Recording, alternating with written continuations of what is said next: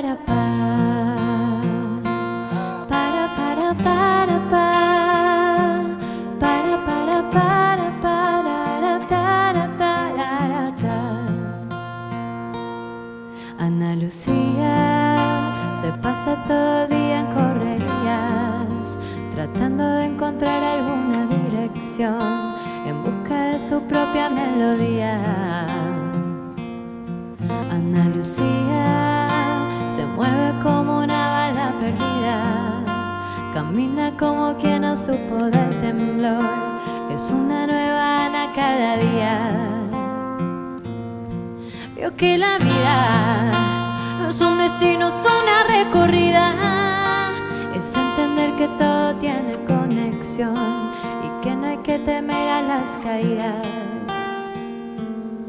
Ella es clara, es oscura, fatal. Quiero verla hoy, quiero verla hoy. Ella es pura locura infernal. Debo verla hoy, debo verla hoy. Ana Lucía, fanática de la jardinería, ha cosechado flores, ella ha sido el sol que prendió mecha toda mi alegría.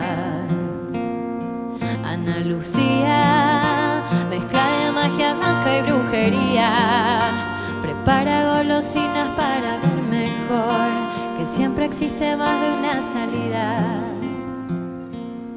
Y ojalá siga rompiendo más barreras cada día, incomodando a todos a su alrededor, por lo mucho que brilla su energía. Ella es clara, es oscura, fatal.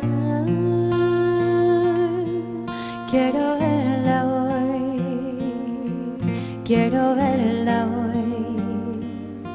Ella es pura locura infernal.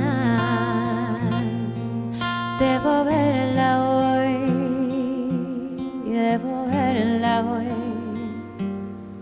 Ella es pura locura infernal. Quiero verla hoy, debo verla hoy.